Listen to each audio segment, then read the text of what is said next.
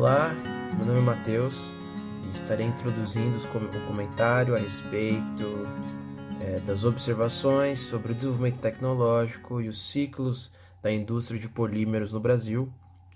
Esse estudo se refere ao período de 1985 e 1995, período esse que marca o fim, o início, do pós-Guerra Fria, e período esse que basicamente inicia uma grande globalização, ou seja, comércios sem fronteiras, economias abertas ao longo de todos os continentes. E houve um aumento do dinamismo e da competitividade econômica mundial dentro desse período. E isso exigiu novos planejamentos e planejamentos estratégicos nas indústrias petroquímicas e eletrônicas. Por que esses setores, Porque esses setores dependiam estritamente do desenvolvimento tecnológico para se manter dentro da economia mundial, e esse desenvolvimento tecnológico é o que garantia a sobrevivência deles e também as vantagens comerciais, que era a grande procura, procurar novas vantagens comerciais dentro dos setores vigentes e dentro dos ciclos econômicos que as indústrias passavam, os ciclos econômicos que essas indústrias se inseriam. Sendo assim, esse artigo basicamente ele tenta entender a influência dos ciclos econômicos no desenvolvimento tecnológico desses setores, E como que esse estudo planeja fazer essa análise? Basicamente, observando a flutuação de preços do polietileno, que até então e até hoje, na verdade, é o polímero mais fabricado no mundo inteiro e no Brasil também. E além da flutuação de preços, o número de pedidos de patentes depositados dentro desse período então comentado. Bom, eu sou o Vitor e vou falar sobre estratégia tecnológica e ciclicidade. Um elemento essencial para as empresas de base científica é a adaptação e antecipação das evoluções tecnológicas no mundo.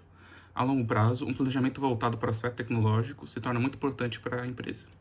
Vasconcelos e Say analisaram que uma estratégia tecnológica engloba 3 fatores: pesquisa e desenvolvimento, produção e tecnologia de informação. Cada uma delas depende de diversas decisões a serem tomadas pela empresa em questão. Schumpeter diz que à medida que se criam novos produtos, destrói os antigos, ou seja, o processo de destruição criadora faz com que a produção se torne mais dinâmica. Pavie reconhece que a capacidade de dar rápidas mudanças tecnológicas seja uma característica do sistema capitalista. Então, essas rápidas mudanças tecnológicas geram competitividade, crescimento econômico e geram empregos também. Agora, falando mais sobre a indústria de polímeros, especificamente, sabemos que hoje ela é muito importante para a nossa sociedade. A quantidade de material polimérico usado no nosso dia a dia é muito grande, é gigantesca. Como a indústria de polímeros é dos segmentos da indústria petroquímica, este apresenta uma característica muito peculiar: a ciclicidade relacionada aos níveis de produção mundial. Analisando o gráfico, é possível ver que a ciclicidade da indústria reflete a oferta do produto no mercado. Nas fases dos preços mais altos da resina, tem-se um período de maior demanda em relação à oferta, como dá para ver de 1987 a 1989. Com essa elevada demanda, o mercado é inundado por produtos provenientes das novas plantas que entraram na operação, o que faz o preço cair, que é onde dá para ver de 91 a 94. Em momentos excessivos, buscando superar aquele período negativo, as empresas buscam diferenciar seus produtos, especializar sua produção e investir em desenvolvimento tecnológico, o que as mantém competitivas. Isso só se torna possível quando a empresa percebe que seus investimentos permanecerão protegidos e por um determinado tempo terá o seu espaço no mercado mantido. E essa proteção se dá através do sistema de patentes, que é uma ferramenta para o acompanhamento da evolução tecnológica e observação do ciclo de vida da tecnologia de polímeros. Em relação ao Brasil, como é considerado o sétimo em ordem de importância, onde se deve depositar patentes, o uso desse sistema serve como ponto de partida para estudos que querem relacionar os ciclos da indústria de polímeros. Eu sou o Rafael e vou falar um pouco sobre a metodologia de trabalho. Bom, o procedimento utilizado nessa época para desenvolvimento de novos produtos envolveu uma montagem de banco de dados para todos os pedidos de patente do setor de polímeros no Brasil. Isso inclui depositantes do país e de fora.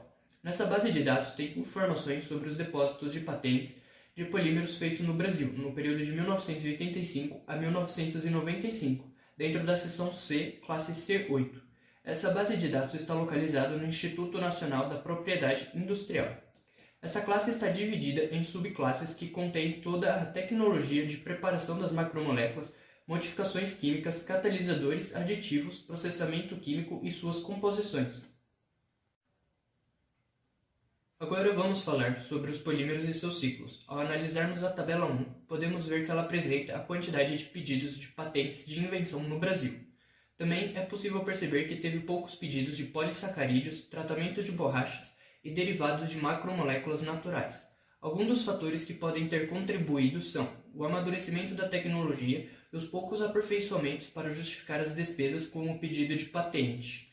Enquanto alguns têm menos investimentos, outros têm mais, que são os casos das poliolefinas, polímeros de condensação e composições. Aqui estavam concentrados os maiores investimentos em P&D das empresas. Pesquisas utilizando catalisadores e não metalocênicos que envolveram alto grau de investimento de P&D geraram muitos pedidos de patentes na época. Pode-se observar que os números de pedidos das patentes de processamento de macromoléculas e aditivos teve uma quantidade intermediária quando comparado aos outros polímeros da tabela. Já o gráfico 2 nos mostra a quantidade de pedidos feito em cada ano do período analisado. Essa curva é influenciada por diversos fatores.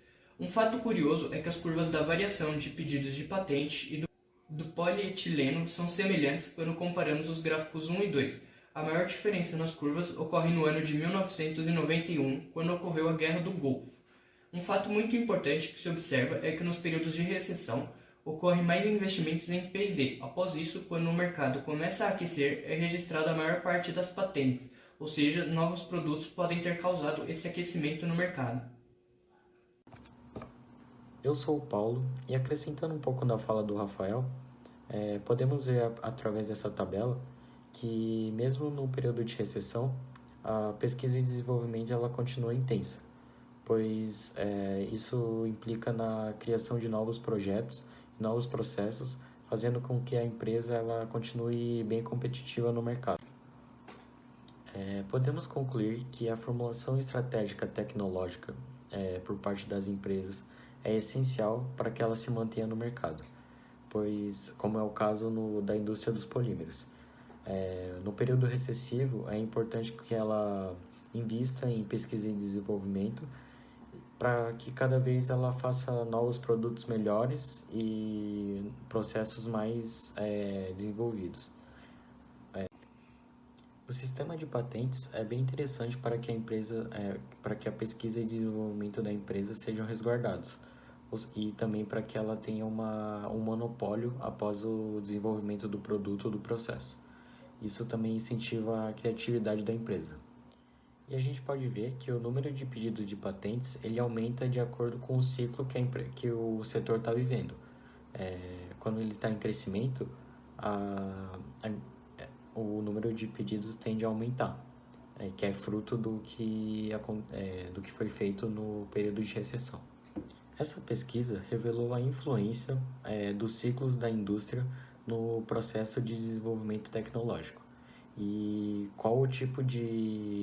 determinando assim, qual o tipo de estratégia que a empresa deve adotar de acordo com o período e o ciclo que ela está.